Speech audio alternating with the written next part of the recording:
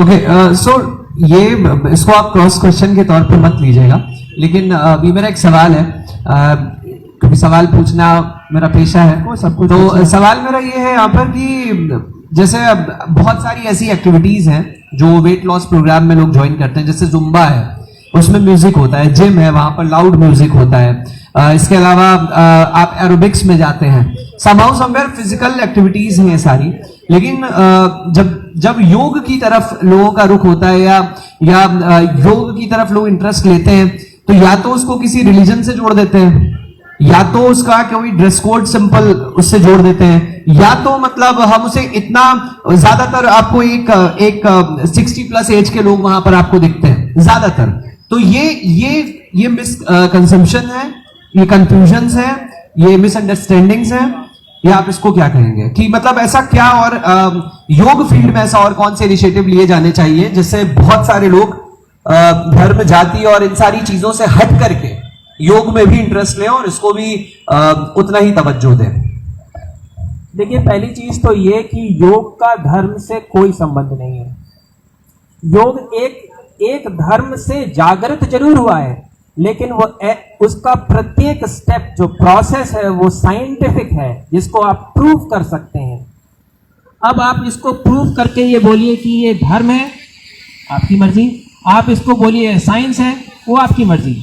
लेकिन अगर आप उसको प्रूव करेंगे वो चीज प्रूव हो जाएगी। अब आप उसको धर्म से क्यों जोड़ रहे हैं? क्या आवश्यकता है उसको धर्म से जोड़ने की? उसका धर्म से कोई संबंध नहीं है। ये समझिए कि आपने किया और वो हुआ। अगर आपने मेडिटेशन किया और आपको लाभ मिल रहा है, ये धर्म बीच में कहां से आ गया?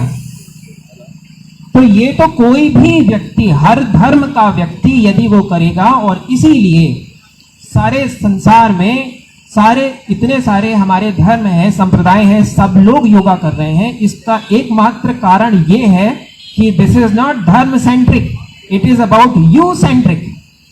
It awakens yourself within from yourself. जब आप जागृत होना शुरू होते हैं, जब आपके अंदर ऊर्जा आती है, जब आप शांति को प्राप्त करते हैं, तो फिर आप जीवन में कोई भी धर्म को आगे बढ़ सकते हैं। धर्म कोई उतना इंपॉर्टेंस नहीं है यहाँ पर। फिर आप धर्म में जाइए, चाहे आप रेडियो जॉकी में जाइए, चाहे आप किसी और में जाइए, चाहे आप दौड़िए, चाहे जुम्बा करिए। जुम्बा करने के लिए भी तो आपको एनर्जी चाहिए ना, हमारी बॉडी फिट होनी चाहिए ना। It actually cures your inner being. हमारी अंदर की ऊर्जा, जिसको हम प्राण ऊर्जा है, उसको हमको ये ठीक करता है। और जब ये ठीक हो जाती है तो आप जीवन में कुछ भी कर सकते हैं।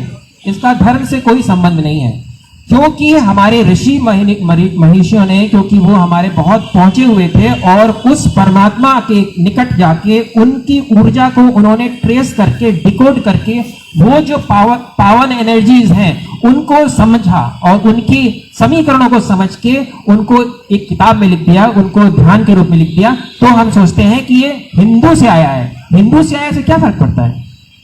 अब आ गया है ना, हिंदू और मुसलमान एक ही तो है ना, एक ही शरीर तो है, आ गया है। अब उसको आप फॉलो कीजिए, आपको फॉलो करते हैं, अच्छा लगता है, बहुत अच्छी चीज है।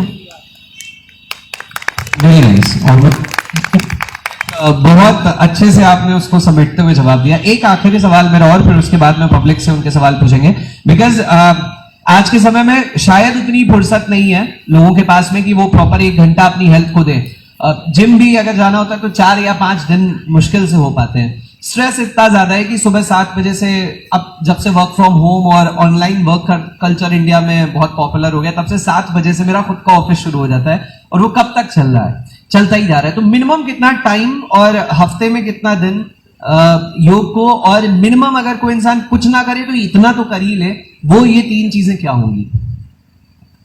मिनिमम कितना टाइम, हफ्ते में अगर कितने दिन योग करे, और बेसिक में क्या कर ले? बेसिक कौन से ऐसे आसन है या क्या ऐसी चीज है जो बेसिक्स में करे जो उसके लिए फ्रूटफुल साबित होगा? देखिए, हर व्यक्ति की चेतना अलग होती है और हर व्यक्ति का कॉन्स्टिट्यूशन अलग होता है।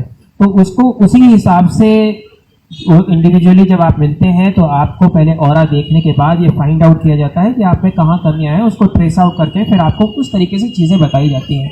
सबके लिए अलग अलग चीज़ें होती हैं, लेकिन अब ऐसे बताना तो बहुत मुश्किल होगा कि आपके लिए क्या है। हर व्यक्ति की चूंकि नीड्स अलग अलग है, तो अलग अलग तरीके के आसन, प्राणायाम और हर चीज़ आपके लिए अलग अलग होंगी। लेकिन फिर भी कुछ स्टार्ट करने के लिए सबसे अच्छी चीज़ है कि हम अपने खान पान को तो ठीक करें, क्योंकि खान पान, ओवर ईटिंग, रात में जल्दी नहीं सोना, सुबह देर तक झगड़ा करना, और ये जो हमारे विचार आ रहे हैं जिसके बारे में अभी मैंने आपको बोला है, गलत सोचना, जैसे जैसे हम गलत सोच रहे हैं वो सोच नहीं रहे हैं। ऐसा नहीं कि हमारे माइंड में वो क्रिएट हो गया और वो खत्म हो गया, वो क्रिएट हो गया और ब्रह्मांड में चला गया, अब आपको वो पेनिट्रेट करेगा, कम बैक टू योरसेल्फ। तो आपने सोचा कि मैं तो बेकारी हूं, तो फिर वो आपने जो ऊर्जा दे दी वो ऊर्जा वापस आएगी। तो हमारा जो सोचना, विचारना, किस तरीके से हम सोच रहे हैं, खान पान, इन पर ध्यान होना बहुत जरूरी है। यहां से स्टार्टिंग होती है। और आप क्या आसन करेंगे, तो आसन के लिए तो आपको ट्रेनिंग लेनी पड़ेगी। तो आसन, लेकिन हम आपको ये बता सकते हैं कि एक आप मुद्रा कर सकते हैं, वो मुद्रा आपके हृदय को बहुत स्ट्रांग करेगी, और वो मुद्रा है हृदय मुद्रा। तो आप सब लोग ये कर सकते हैं, जैसे हमारी ये 3 उंगलियां हैं, इन तीनों उंगलियों को आपस में इस प्रकार से मिला लें, और उसके बाद ये वाला जो हमारा इंडेक्स फिंगर है, इसके टिप को हम अपने रूट ऑफ द थंब में रख लेंगे। तो फर्स्ट ऑफ ऑल आप अपने इंडेक्स फिंगर को अपने रूट ऑफ द थंब में रखने के बाद हमारी ये वाली जो 3 उंगलियां हैं, जिसको कि हम मध्यमा बोलते हैं, फिर हम रिंग फिंगर बोलते हैं, और हमारा अंगूठा होता है, ये 3 उंगलियों के पोर को आप एक दूसरे में तीनों को टच कर लेंगे। दबाएंगे नहीं बहुत जोर से, हल्का सा दबाएंगे बस इस तरीके से। और ये जो हमारी फिंगर है, जो फर्स्ट फिंगर जिसको हम बोलते हैं लिटिल फिंगर, ये हमारी स्ट्रेट रहेगी। ये मुद्रा आपको दोनों हाथों से करके और इस प्रकार करके बैठना है। इसको अगर आप 10-15 मिनट करेंगे तो हमारे मन में समस्याएं जो चलती रहती हैं, या जो हमारे मन में जो उलझनें चलती रहती हैं, जो हमें दुख है लाइफ में, वो सारे दुख को ये निवारण करता है। प्लस हमारे हृदय में अगर आपको किसी प्रकार का हार्ट की प्रॉब्लम हो, बीपी की समस्या हो, हाई बीपी हो, उसकी दवा खा रहे हो, और इसको आपको डर लग रहा है कि आपको कहीं हार्ट अटैक ना आ जाए, या हार्ट अटैक आने के बाद सेकेंड या थर्ड ना पड़े, तो उसके लिए आप इसको करके अगर आप 15 मिनट करते हैं तो ये आपके इमोशनल और फिजिकल वेलबींग के लिए, जो हार्ट और इमोशन से कनेक्टेड है, ये बहुत फ्रूटफुल होगा। ये 15 मिनट, 20 मिनट, 25 मिनट डेली आप कर सकते हैं। कुछ करना नहीं है आपको। कैसे करना है देखिए, अभी हम आपको करके बताएंगे।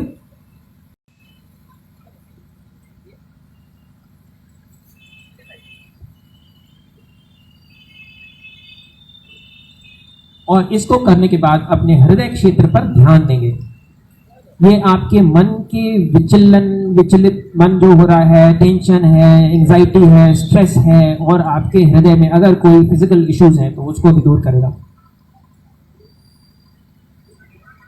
बहुत बढ़िया। मैं इसको कर भी रहा था एंड आई कैन फील वो मेडिटेशन वाला भी जो आपका था वो भी बहुत अच्छा था। तो अगर आप में से कोई सवाल अगर पूछना चाहता है, अनुराग जी योग एक्सपर्ट के तौर पर यहाँ पर हमसे जुड़े हैं और बहुत अच्छी अच्छी चीजें इन्होंने बताई, तो अगर आपका कोई सवाल है तो आप बिल्कुल पूछ सकते हैं।